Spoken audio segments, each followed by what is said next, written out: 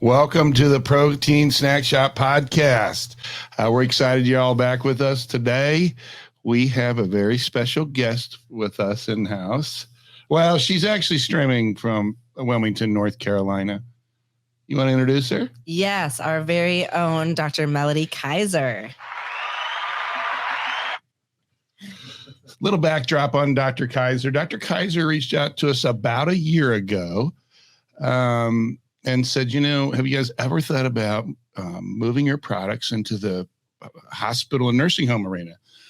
And honestly, we had never thought of that. And so we've been working diligently with her for the last year, kind of coming up with new product lines, kind of for her instruction and new packaging. And so we have piloted now, I think, 4 or 5 with Dr. Kyzer. So we just want to let her she's got some very kind of interesting things to say about artificial sweeteners today.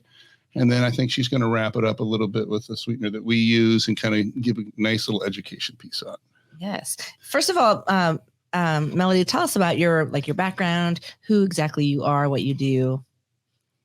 Well, my PhD is actually in public health and epidemiology, and I have 2 other degrees in one in clinical nutrition and one in community nutrition from Winthrop. I went to it long in the dinosaur days, as my son says, when it was Winthrop College. Now it's Winthrop University. I worked in public health for a number of years, and for the last 20 years, I've been exclusively long-term care. So right now, I am the corporate director of nutrition services for a corporation of SNFs and ALFs. So it is my job every day to make sure that these 1,200 souls get fed 3 times a day, no matter what.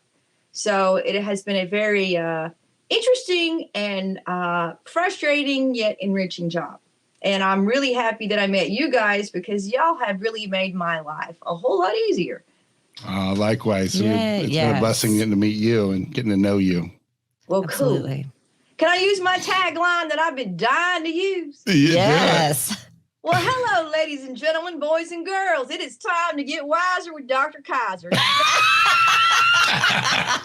Talking about sugar and sweeteners. Now, because I do have a background in epidemiology, we have to start where I believe the whole problem began, and that was back in 1975. Do you guys know what happened back in 1975? I don't know. Were y'all even born yet? That's the year I was born. I wasn't born yet. Yeah. I was born a couple years later. I was still wiggling around my daddy's pants. Okay, well, while you were doing that, in 1975, what happened is that there was a tariff in sugar. And the federal government and their infinite wisdom this got with the farmers, and they decided that since sugar, which is made from it's made from beets and sugarcane, was so expensive that they would start using high fructose corn syrup as the predominant sweetener in the United States. Now, because we have to look at it from an epidemiological perspective, what do you suppose the obesity rate was in 1975? That's a lot lower than it is today. Yeah. It was only 15%. Wow. That was it. Yeah. Give me the number of today. Depending on whose numbers you read, closer to 40 to 45%. It does not surprise me. Pediatric obesity is worse. Something like, I don't know, the last statistic I read was something like 20%. Wow. And I think that is where our problems started. They have become exacerbated by many other factors. But to go into this, I have to go into just the tiniest bit of anatomy and physiology. Have you guys heard, I'm Dana, I'm sure you have, but Sonny, as a pharmacist, have you heard of the phrase, the thermic effect of food? Is that a phrase? Like the thermogenic properties, you mean? Is that what you're saying? Like, in other words, the core temperature going up a little bit? Kind of, sort of, and it's related to that. But the TEF is basically the metabolic cost. It is to digest certain types of foods. Okay. So, like, TEF of protein is like 20 to 30%. Because it's a very complex molecule. I mean, if I were to draw a protein for you, it would look like a big ball of yarn tangled up. So in order for the body to digest it, it first has to denature it, which straightens it out. Acid, the hydrochloric acid in your stomach does that. And then you have little enzymes that have to like pick off the amino acids. That is a very metabolically heavy activity. So if you eat 100 calories of protein, you're going to net out about 70 calories. Okay? You with me so far? I know the answer for fats. Sorry? I know the answer for fats and carbohydrates. What's the answer? Pick me, Dr. Kyzer. 13% for fats and 6% for carbs. Is that true? Close? Actually, you got them backwards, but close. It's actually the newest stuff I read for fat is closer to 3% now. So the TEF of fat is 3%. Oh. And carbs, and that's a hard one to answer because it's all over the place depending on the type of carbs. But if to give you a nice round figure, about 20%-ish. Between 15, I think I could give you, I think it's technically like 18, but I like round numbers. So let's say it's 20%. So what I'm saying is if Dana sat here and she had 100 calories worth of protein, she would only net out 70. If she had 100 calories worth of carbs, she would net out about 20. And if she had 100 calories worth of fat, she would net out 97. Okay. Okay. So that's why fat is so destructive to our society, because you can eat the same level of calories, but because of how it's digested and processed by our bodies, it likes to stick to the old caboose. Okay. Okay. Now, the reason I'm even bringing this up is because when we talk about high fructose corn syrup, would you like to guess what its TEF is? Gosh. 3%. That's what I was going to say. So high fructose, man, that Fairview is really coming through today, y'all. High fructose corn syrup, if you eat 100 calories worth of it, you're going to net out 97, as opposed to, let's say, 100 calories worth of sugar. Still not great, but you're going to not net out but like 80 calories. So as soon as they began to use this as a primary sweetener in our society, you can see the obesity rates just climbed, and they've gone up steadily. So they were 15% in 1975. In 2008, they had more than doubled to 34%. And now, I don't know, last figure I saw was a couple of years old, but we're looking closer to 40 to 45%. I mean, it's just terrible. And I mean, since I live at the beach, obviously I have to see it more. And I mean, people are just heavier. I mean, go to Europe. I don't think you even pay that much attention to it until you go to a different culture and you sit in the European chairs and climb up their stairs, and they're very tiny. And it's okay for me and you, but for some of these more heavier folks, it's a very difficult place to traverse. All right. So now let's talk about what is wrong with our, okay, let me phrase that. Insofar as, how do you think sugar consumption is going in our society currently? Dana, I'm sure I've seen your videos. You have some pretty strong feelings about that. What do you think about sugar consumption in America right now? Increasing. It's ridiculous. It is ridiculous. It is ridiculous. And why do you think that is? I mean, there's like a ton of reasons. There's really no wrong answer, but because of how addictive it is, because of how easy it is to access, because it's cheap. Because it's cheap. Yep.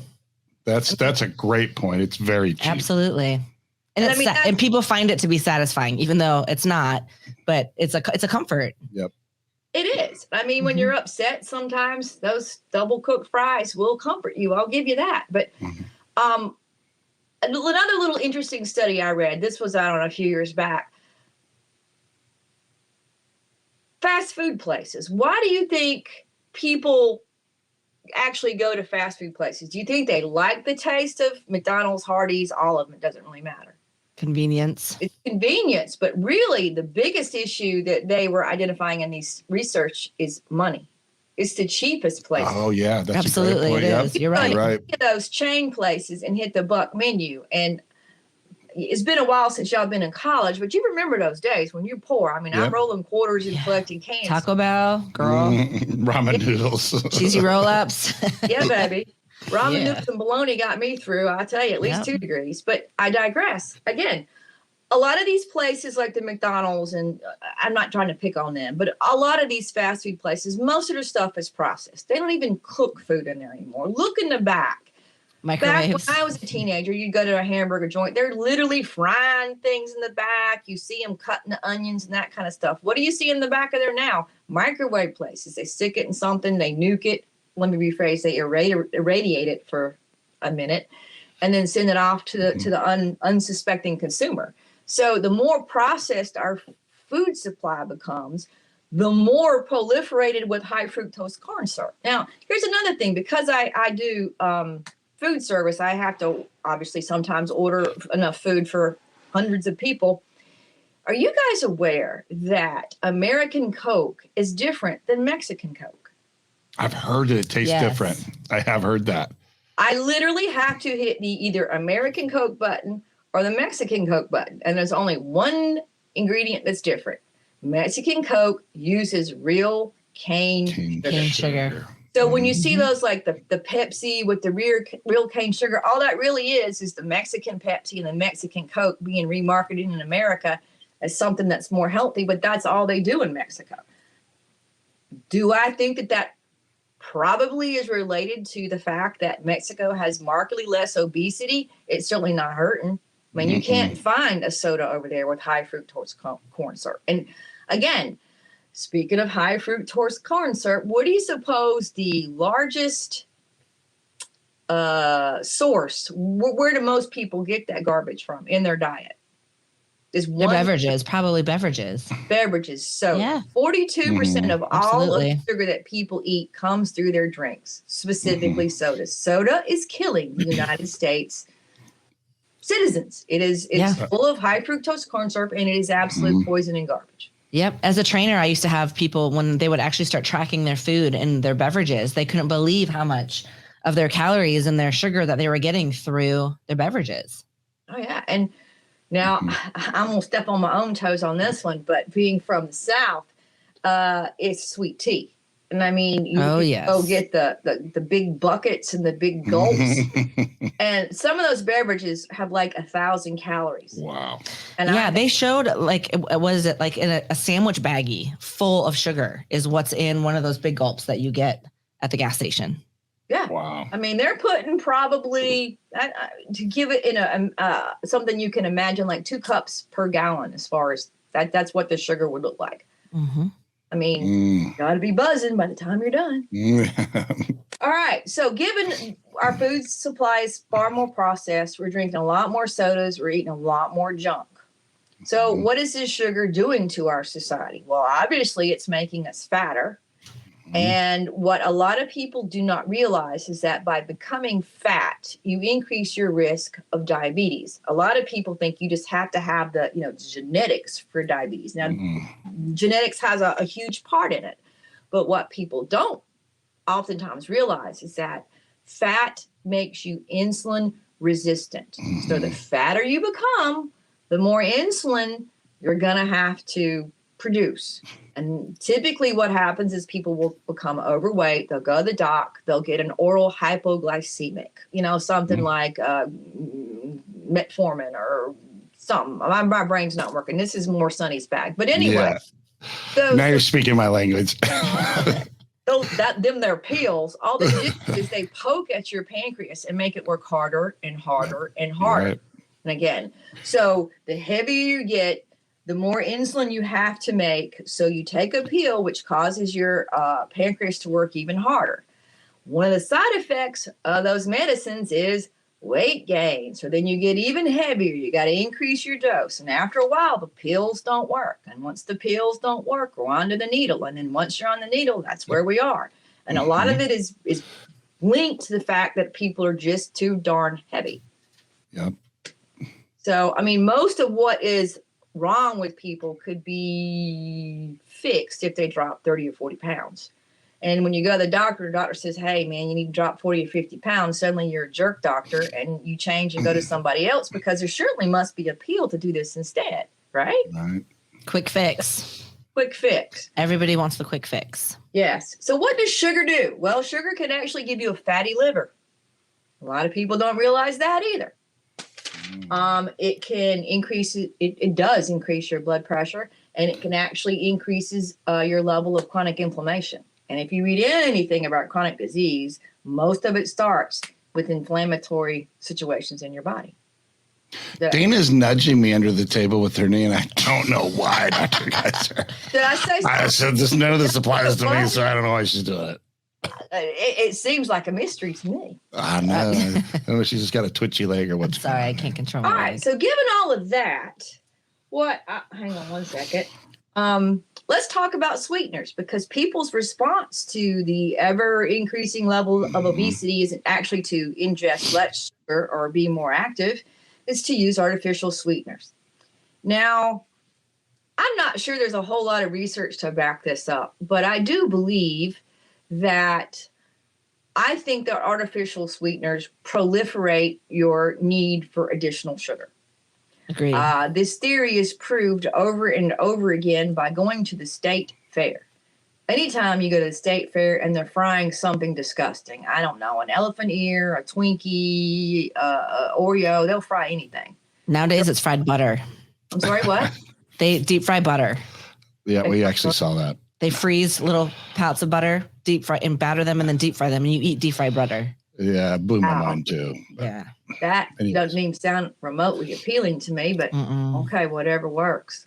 I still have yet to try a fried Oreo. I still have not gotten brave enough. But anyway, you notice all those places, 9 out of 10 people eating the fried Oreo is sitting there holding a diet soda. Mm-hmm. Yes. They may have bumped me again there. I'm not stepping on anybody's toes. No. Ooh. All right, so let's talk about, there's like basically 2 biggies on the market right now as far as artificial sweeteners. One is called sucralose. Sucralose is marketed under the name Splenda, I do believe. I'm not a big fan of sucralose. Sucralose is chlorinated sugar. So what they do is they just take off a hydroxyl group on the sugar molecule and throw on some chloride, And so it's not found normally in nature. It's an artificial compound. Hang on one second. I wanted to make sure to cover all my bases. Okay. It's not natural. It does not have any energy. And I want to stop and talk about something that I forgot to mention called the glycemic index. Yes, Thank you. Glycemic index is a $10 word for basically how much a food is going to jack up your blood sugar. It's more complicated than that, but basically a food that has a high glycemic index is going to cause you to have a higher risk of hyperglycemia as opposed to a lower glycemic index. Okay. Gotcha. Now, people always want numbers. I'm not good at giving definitive numbers, but in general, if you have a GI of less than 50, it's considered relatively okay. And anything above 70 is considered maybe sometimes food if you're diabetic. Okay. Now, artificial sweeteners, water has a glycemic index of 0. Sugar, like if we were just talking like you went in the hospital and I gave you a main line of sugar in an IV, that has a GI of 100. Okay. So now, sucralose has a glycemic index of 0. Now, I forgot to mention it. Sugar, like table sugar, like, the white stuff sitting on a table has a glycemic index of 60. So it's kind of borderline. I have no issue with sugar as long as people don't go crazy with it. But the problem that we have in this society is moderation is not a concept we have good luck with. If a little bit's good, well, load me up, give me 12 of them, okay? Sugar, not a big deal as long as, A, it's real sugar and you don't go crazy with it. But try to find real sugar. If you're not going to cook it in your house and you're going to buy it somewhere, your likelihood of getting it with real sugar, unless you're in Mexico, is not high. Not likely at all. Okay, now, the glycemic index of high fructose corn, high fructose corn syrup is, checks card to make sure, yes, it's 87. Wow. And remember, I said, once they start hitting 70, be a little cognizant of that. So 87. So again, we're not doing anything to help anybody in the society. All of this decision came down to pure old money. And sounds about right. Yeah, it annoys me. Yeah. So anyways, got a glycemic index of 0. However, there's been a lot of research around Splenda. I'm one of those old school dietitians, and if you ask me about anything, I believe the human body is designed to eat things that are found naturally in nature. I do not believe the human body was designed to eat chemicals. I agree. It's not what we're here on this earth to do. So I don't like anything that's not found naturally in nature. So I'm not going to like Splenda to start with because it's chlorinated sugar. The other thing that Splenda does is that decreases your insulin sensitivity, just like being heavy does. So it was kind of hard to give a specific number, but I did find one study that found it decreased insulin sensitivity by 14%. Wow. That's pretty significant. Mm-hmm. So again, if you look at a lot of the major name brand diabetic drinks and or products, they're using Splenda as their sweetener of choice. So we're actually giving supplements to diabetics, which is actually going to turn around and make their blood sugars worse over time. What is the logic in that? So I've heard, and I've not looked into this, and it, from first blush, it doesn't seem logical, but I've even heard that the body can still have an insulin response with sucralose. But if it's got a 0 glycemic index, I wouldn't think the body would release insulin at that point. Do you have any more? I've heard that. I've suspected that, but I can't find any research to back me up. So at this point, it's just, urban legend, but I believe that it does. I just don't like it. I don't like to use it with my diabetics, and I try not to if I can possibly avoid it. So, am I doing okay on the time, y'all? You're perfect. I'll keep hammering. Y'all just tell me to hush. No. Next on the list, we have aspartame, also marketed as NutraSweet. Wasn't there another one too? It has another name, doesn't it? It's the blue packet, whatever you want to call it. Yeah. Equal. I think you're right. Yes, Equal. Equal. I think you're right. Y'all know how it was. Would you know where it was discovered? What company manufactures it? I can only imagine. No. It was actually an experiment gone wrong by Monsanto. Yeah. Is that the makers of Roundup? Yes. Okay. I thought it was yeah. It was 2 amino acids that, for whatever reason, inadvertently got reacted together and it turned into a white powder, and somebody was dumb enough to try to white powder and found out it was in fact 200 times sweeter than sugar. So Monsanto produces. Let's go ahead and throw that in our food. Yeah, it's a good idea. Yeah. And there's a really long story, and if I had another podcast to talk about it, Monsanto got improved in 1981, and if y'all remember, there was a key person involved by the name of Donald Rumsfeld. I do know that name. From years ago? Yep. Yeah, after he got through with politics, he decided to, or was just right before politics, the timelines blur. But anyway, he somehow got to be head of the FDA for a time. And even though they had turned down NutraSweet over and over again under his management, they approved it. So that is what we have now as an artificial sweetener.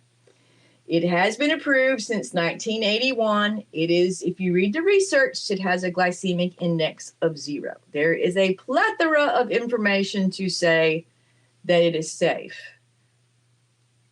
I, however, disagree with that, and I have seen another plethora of information that says it is not safe. One of the metabolic intermediaries of the digestion of this stuff is phenylalanine. What do you call that stuff you put in frogs? Formaldehyde. Oh, wow. So part of the process of digesting this stuff, you're actually exposing your body to formaldehyde. Yes. I've also read some research that said somehow the aspartic acid during its process changes in such a way that for some people it burns tiny micro holes into their brain. I don't know, but I don't really feel like making Swiss cheese out of my brain if I don't really why test it? Exactly. I'm not really looking to be the poster child for that experiment. The other thing that's weird is that they have found that aspartame does cross the blood-brain barrier. So they're finding out that somehow it's dinking with people's neurotransmitters and their mood and depressive levels. So there's a lot of people that link aspartame to I think we're calling it depressive disorders. But there's a ton of people who get headaches with aspartame. Yep. There's also people who have phenylketonuria cannot consume aspartame because it will actually be poison to them. I've also seen a lot of research saying that with too much, you can see cognitive impairment, memory lapses, increased irritability. And again, I'm sure a lot of these things are dose dependent, but how many people do we all know that, I don't know, steady sucking on a diet soda all day long? And I'm not talking like one or two, I'm talking like 6 a day. I used to be that It's person. good for you though, right? It's diet. Yeah, right. Yeah. I know. As long as the FDA approves it, it's got to be right. Yeah. There's nothing in it. I need another show with a soapbox on that. The label has all zeros on it. It means it's good for you. Yeah.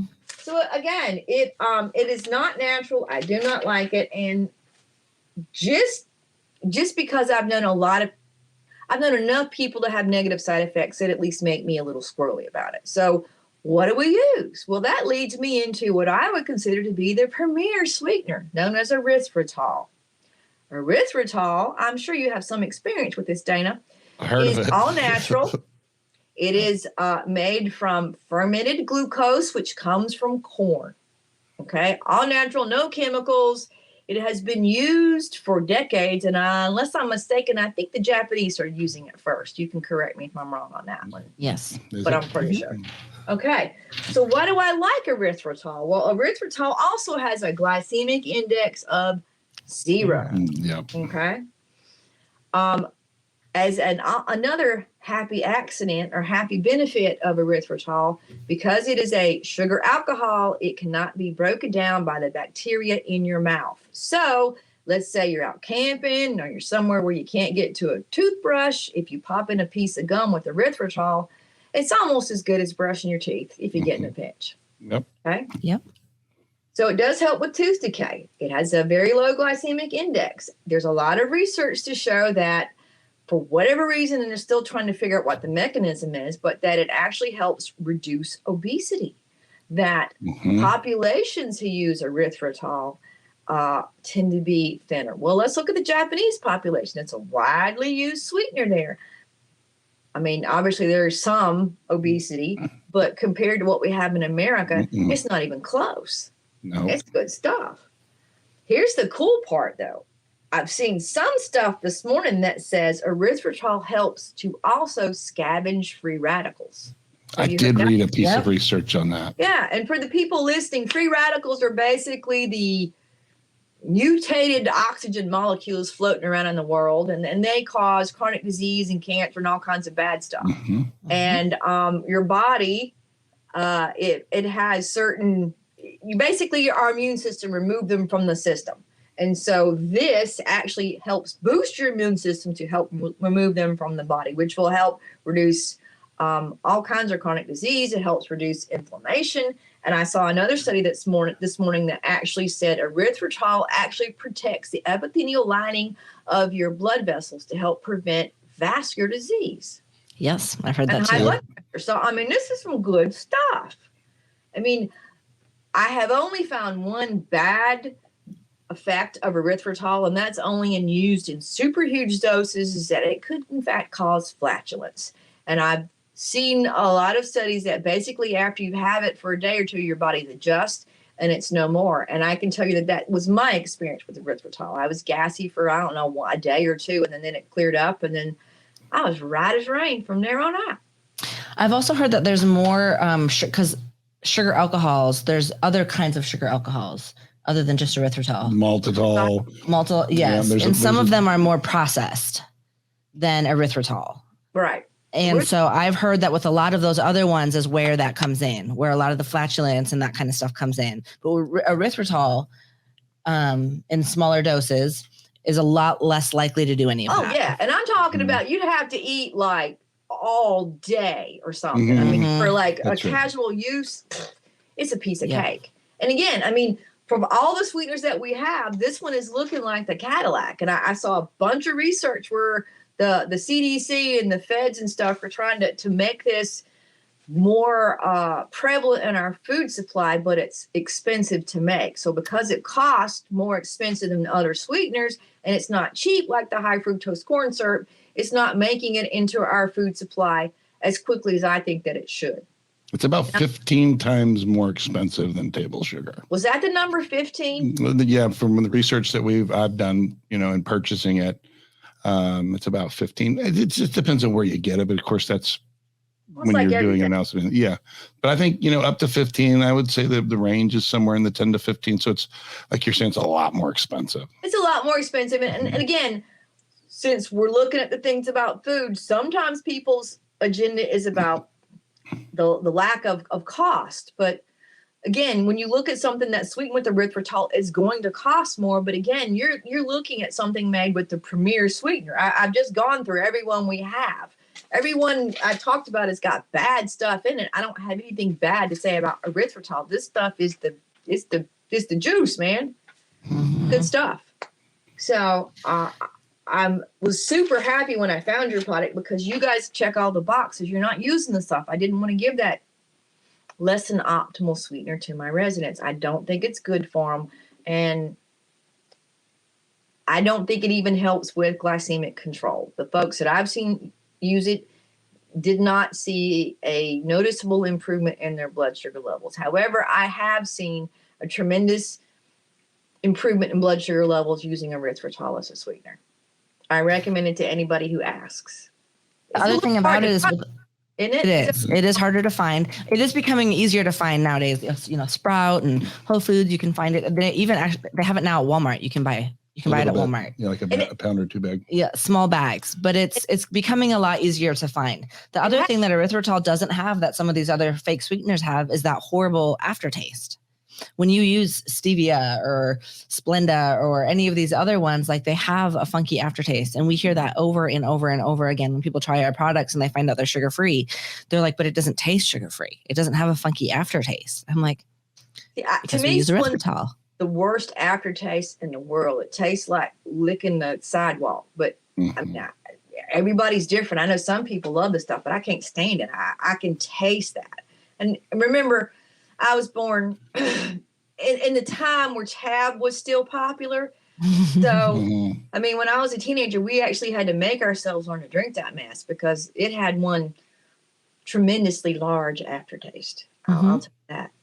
So, I mean, it's good stuff. So anything that I could do to encourage people to use your products, I'm all about erythritol, and anything that I can do. Did I cover everything? You did a great job. I have one question for you. Yes. And I've heard, and I have not, dug too deep, but I've heard there's been some brain studies with sugar giving the same level of euphoria as to an obese person as cocaine is to a cocaine addict. Have you ever seen research on that? I've seen them along those lines, and it would not surprise me. I have another theory about obesity, though. It's probably not popular, but hear me out. Watch somebody who's really, really heavy set eat.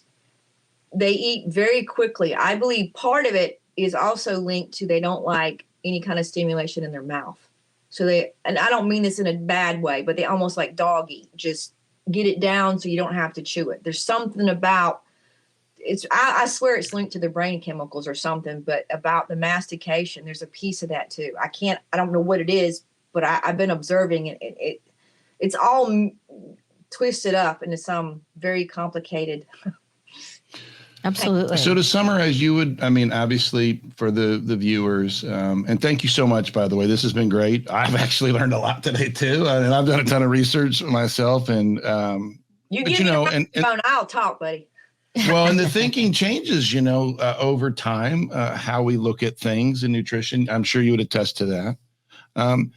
But so I guess we could summarize. So to our viewers, stay away from high fructose corn syrup at all costs, right? At all costs, please. Do not strap to your youngins. Oh, and I forgot. I read a study. Even pregnant women who were eating high fructose corn syrup during their pregnancy had fatter offspring years down the road. So it's obviously something that even affected them on a cellular level, because even after they were out. Interesting. That's I believe amazing. that. So, and then I would say, so second point, cane sugar over refined sugar, right? Processed sugar. What would you recommend? And then yeah, if somebody wanted a little in moderation. Yeah. I mean, if you're going to pick a sugar, I personally prefer the turbinado sugar, which is like where you the brown stuff. Great alternative. Yeah. Yes. Before you take all the good stuff off. And sure, use all that. I mean, that's what I put in my coffee. I got a shaker, and that's what we use. Yeah, I don't think it's a real expectation, in America to use to not use any sugar. But I think knowing, and honestly, I didn't even know the points about high fructose corn syrup, how bad it is.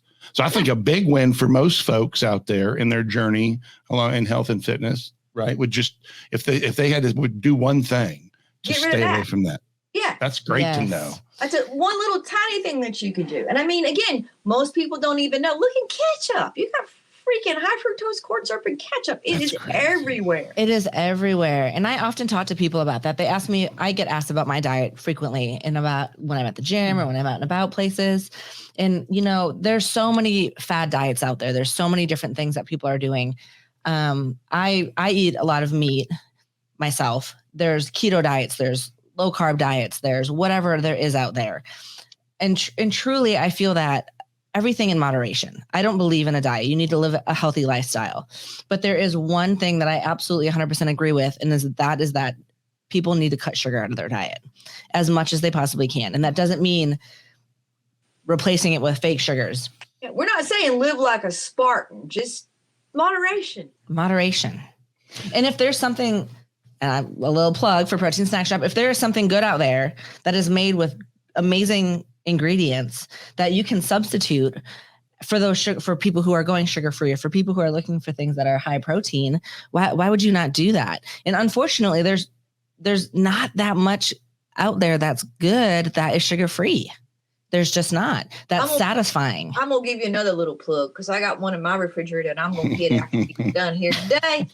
But the high protein content of those snacks, I mean, people are used to eating sugar and it lasts for 30 minutes and then you're bonking. This has got some substantial protein. It's just like a little meal. It's going to stick with you for a while. It's not like, 15 minutes you're feeling good and then you bonk. And you got to realize that. You got to throw in some protein on that one, and it makes all the difference. And it is great ingredients. My last bikini show that I was in last August, I was backstage and I had my robe on that had the Protein Snack Shack logo and all rhinestones on it. And a girl came up to me and she goes, "Oh my gosh, I love that company." She goes, "My trainer actually had those cheesecakes in my entire prep." She's like, "I could have a cheesecake every day during my prep." All the way up until she got on stage. Same thing when I'm doing my bikini prep. Same thing. Yeah. Me too. That's what I do when I'm doing my I ate our stuff. I ate more of our stuff than I should have during my last prep. So, Dr. Kyzer, it's been an honor to have you here today. Now, if our folks have some questions, can they feel free to reach out? We'll give them information on how to do that. Sure. I mean, you're an incredible resource. I mean, we've learned a lot from you. I've learned a lot from you just since I've gotten to know you. And you're just very approachable and real. And so it's been an honor getting to work with you. And we want to have you come back. You're saying I got another topic. We would love to have you come back, because that's what this is all about. Microphone. I'm all over it. Yes. And you're good at it. We want to ask people what it is that they want to hear about, because there's so much misinformation out there. There's so many influencers that are just giving their opinions, but to have actual doctors, pharmacists, people who are educated in it, like, tell us what it is you want to hear and let us know, and we'll cover the topics. Yeah, please. All right. Well, we're going to have you back soon. Thank you so much and have a great weekend. Thank you. Bye.